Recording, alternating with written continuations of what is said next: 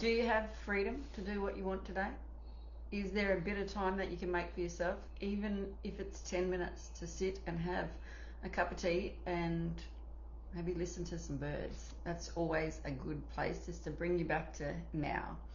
And the reason that we have to get to now is because now is where all the circumstances, the plots, the plans, the people are that help you have or attain or be who you want to be and what you want to do and receive the things that you want. We can't do it living in the past, and we can't do it just being in the future, like being in the future in our imagination. We've got to come back to here and now, but we have to come back to here and now with a certain feelings, certain emotions, and they have to be the emotions of what you want, not of what was shitty yesterday or what's happened in the last 10 years. If you're here, say hi. Thanks for watching too. So I haven't been as active on here because there was more up. Morning, Vicky. More was up for you, and I wanted you to focus on that and keep watching those over and over. Did you do that? Did you watch those videos so that it became a part of you? This is all how we change what is in our subconscious mind. Our subconscious mind is pumping out habits. Hey, Shay, pumping out habits and pumping out results just all day, every day. And we are probably not even conscious of 5% of them. Morning, Chills. So what we need to do is, through repetition, change what's in there. Take one idea out and plant another idea in. Take another idea out and plant another idea in. And if we don't do this religiously, you will find yourself back to operating as a mere human. And you're so much more than that. So much more than that. I want to just read something. This is my favourite book, and if those of you that have tried to read it and have texted me, you know that it's something that you have to actually study. So I've been studying this for over 2 years now, this book. So desire springs from the awareness of ultimate attainment, and that persistence in maintaining the consciousness of the desire already being fulfilled results in its fulfillment. I study this book in Lead the Field. So those of you that have already completed Thinking into Results and you're like, okay, what's the next level? What is next? We do Lead the Field together and we study this book. And this round, what we're really going to be focusing on is the power of assumption. What are you assuming? What are you assuming when you look at the circumstances? What are you assuming when you feel certain things? What are you assuming when you get feedback? What are you assuming before you even go into something? Like, these are all things that are going on inside of us. And if we're not conscious of what we're assuming, we're probably going to keep getting the same results. And it's not until somebody from the outside sometimes looks in and goes, hey, can you see this? Can you see this pattern? Because we are habitual beings. That's exactly what we are. We are here to make it easier for ourselves and create habits. But a lot of the time, we are doing things and creating not so good habits. Habits that keep us away from what we truly want to do. Habits that we put other things first than what we truly want.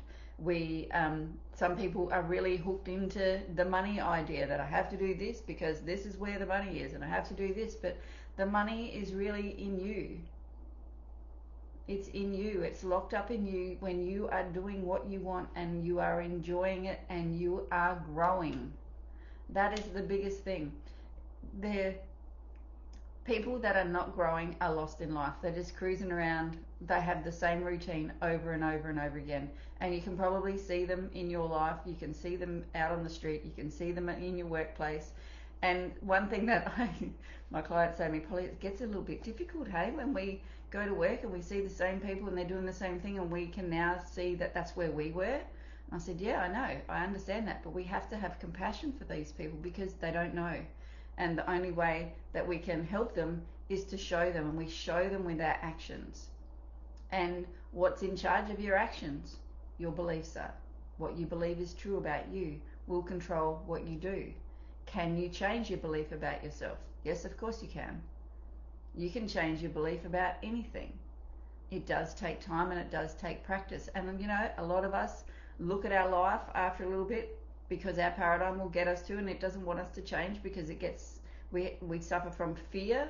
when we are about to change something because our paradigm goes, I don't know how to act here, I don't have any habits in this area, and what are we going to do? You know, when you change all your furniture around in your house, you still go to walk the same way to things, and now there's a couch in the way, and you're like, whoa, this is funny. Or you change where you work, you still drive to the old place that you used to work, and you're like, whoa, hang on, how'd we get here? These are subconscious things that you just do. It's the same with your life. It's the same with the money that you bring in, the relationships that you have, the work that you do, how well you do in your work. Everything is controlled by the paradigm. So if you are not actively working on changing your paradigms, you're actively working on staying where you are. I say to people, if you don't plan for success, you're subconsciously planning for failure,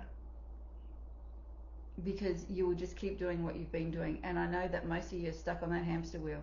You're doing the same thing over and over again. And maybe if you just try a little bit harder, maybe if you just do it a little bit more, maybe if you just show up a little bit earlier to work, maybe if you just put in a bit more effort here. I'm sorry, but it doesn't really have much to do with that, because that's just behavioral change. What you have to change is your belief. You have to live more in a state of praxis. I just taught this lesson on Wednesday morning. Such a great lesson too. Such a great crew that we had, like a group of people that were all talking about praxis and beliefs and behavior. And if we don't change our belief about ourselves and what we believe is true, because what is out there is not true unless you believe it to be true. And there are different perspectives. This is lesson 5. Lesson 5 is changing your perspective about things, looking at things differently, so that then you can free up some of this negative emotion that you have. And when we start to do this, change our beliefs, our behavior becomes naturally changed. Because when you believe something new about yourself, if you believe that you're a winner, you start to dress like a winner. You start to turn up like a winner. You hold your shoulders back. You stand up straighter. You maybe do your hair differently. I don't know. It could be anything different for you. But when you start to turn up as the person that you truly are, you turn up differently. And it's not hard work. You just turn up differently. And then you can change your beliefs about other things as well. But your behavior naturally changes. If you are just changing your behavior, okay, Polly said dress for success, I'll just get dressed. But inside me, I'm just like, I just feel like a fake or a phony, and everybody around me is saying, why are you so dressed up today? Why, you're only going to Woolies, aren't you? Why are you dressed up today? And it can be confronting, because I copped all of that, don't worry. Like, where do you think you are? You're in Katherine, hello. Like, doesn't matter where I am. I dress for success. I dress so that I feel successful, because when I feel successful, I'm going to attract success. And these are all the things that you get to learn when you sign up to do Think Into Results, or if you've finished Thinking Into Results, you sign up on Let's Do Lead the Field. Thinking Into Results is like the high school version. Oh, morning, Mandy. The high school version. And then Lead the Field is like going to university. They are completely different programs, and they are there to bring out more of you, because you're probably only bringing 5 or 10%, if that, to the table. There is so much more in you, locked up in you, that when you start to untap that, you get more and more out. And of course, when you put out, you get the reaction back from the universe. So we have 48 hours left. Today and tomorrow are the last 2 days that you can sign up for that huge deal for the whole year, which gives you some WildFit as well. And I've actually been thinking about the WildFit portion of things, because some people have already done WildFit. We'll just tailor it to suit you. I know one person I've given the whole money magnet for free, because they've already done WildFit and they don't want to do any more of it. So that's worked out perfectly there. There's also different tracks in WildFit. A few of us are talking about doing Hunter's Spring next year, so we're going to think about running that through as a program. So if you do one round of WildFit and you want to do Hunter's Spring, or you want to do the menopause track or something else, there's other things that we can do there. So don't think it's written in stone. It's a package tailored to you and your needs, so that you get the best out of you, and in 12 months time you come out of it like, holy crap, I'm a brand new person. I've released weight, I've got my health in order, I don't have any brain fog anymore, I am firing on all cylinders. Now I know myself, I understand how to change beliefs and change behaviors, And then also I have more confidence in myself and I take responsibility for everything. And then I become a leader in my field.